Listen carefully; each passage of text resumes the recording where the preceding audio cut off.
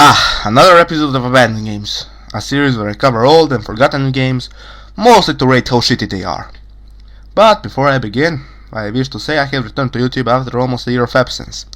It was mostly due to personal issues, but I have returned with my mental health feeling better than it did before. It's still not good, but, it can always get better. Anyhow, in today's episode, we cover Stalin vs. Martians, a 2009 classic made by 3 developer teams, those being Blackwing Foundations, Dreamlore, and Endgame Studios. It was published by Mesmer Games.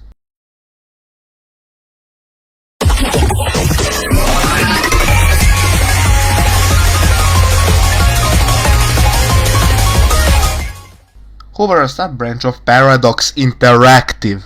Yes, that Paradox Interactive. The City Skylines and Hearts of Iron Paradox Interactive.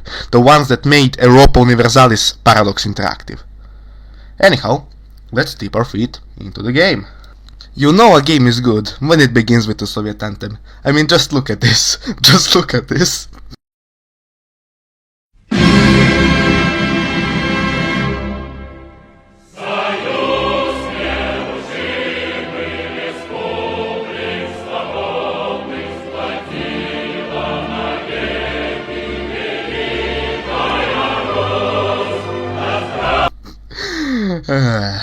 Anyhow, let's look at the settings. You pretty much have 2 settings, mostly control schemes, and are pretty much the same, Revolutionary and Orthodox, which are referencing the Red and the White Army from the Russian Civil War.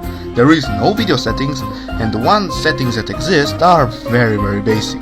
Booting into the campaign, you get a message from Big Stalin himself. The message is clear: we must defend the motherland. Booting into the game, you immediately get attacked and die. Funnily enough, it doesn't matter if you live or die, Stalin still congratulates you. Anyhow, I have only beaten 2 missions and played the 3rd one, but it seems the more you play, the more arrangements you get, and you get more backup, and there are harder enemies, and so on and so forth. You have normal infantry, tanks, Katyushas, anti-air, but also the Soviet anthem, Stalin's Falcons, Anthrax. Like, you get... what? Anyhow, the first mission is rather simple. Defend your starting location, attack an alien hideout, and split and defend 2 villages. Enemies drop money with which you can get reinforcements. Like any good Soviet general, I spent my men rushing into the battle, relying on sheer manpower to do the job. Second mission follows very much of the same. Defend, attack, split up, attack more. So was the 3rd mission, but I failed here and I have not had the willpower to continue. However, I spoiled myself the game, and on the last mission, the 12th one, you are on Mars, fighting Spider Hitler with Giant Stalin. This game is on crack. They put drugs in developers' cocaine. They put a joint in developers' juice. And, for what it's worth, the game is a fun time killer. However, we still didn't have the official lyrics or rating. So, it's time to start it. First up, gameplay. Dated by many standards, even for 2009. It is a simple game, sure, but it doesn't help that there are no standardized keybites, no standardized settings, not even video adjustment settings.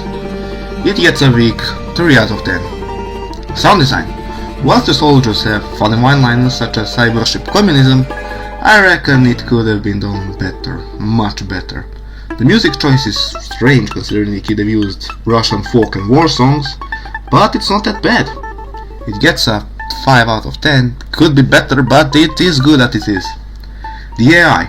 Your soldiers blindly rush into one position, get ganged up on, and die, whilst the enemy swarmies can take down multiple tanks on their own. The tougher enemies are more fun in my opinion, as a KV-7 is a good counter to them. Even then, enough KV-7s can take down anything.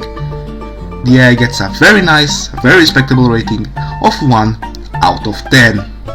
The story. Whilst they didn't follow the story well, it's just Stalin flirting with us and telling us to kill aliens.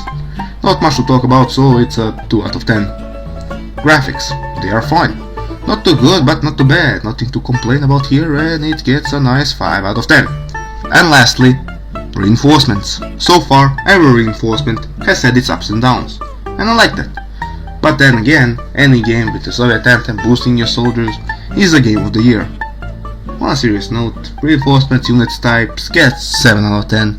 Seems wide enough, but it's not too much and it looks very fun. And the final Fury Store rating is 4 out of 10. Fun but not too good. I would recommend the game more cause of its satire and comedy rather than actually good real-time strategy design. Will I play more of it? Absolutely. Will I suffer? Absolutely. Will my rating change? No. Again, there are better real-time strategies out there. This one is worthy only if you have time to kill to see how crappy it is, or wish to have a fun time, fun gag, and laugh at it. However, it's an old abandonware game, so anything else could have been better. At least it's not the mark. Anyhow, if you wish to download Stalin vs Martians without risky viruses, go to myabandonware.com. It's a reliable site to find his old games. Yes, that includes my previous abandoned games video, The Mark, as well. Anyhow, thank you very much for watching, and until the next time, farewell kings and queens, may God bless you. By the way, if you wonder why the recording is so crappy, I haven't recorded a voiceover in over a year, and I'm just so fucking tired of, putting on an accent.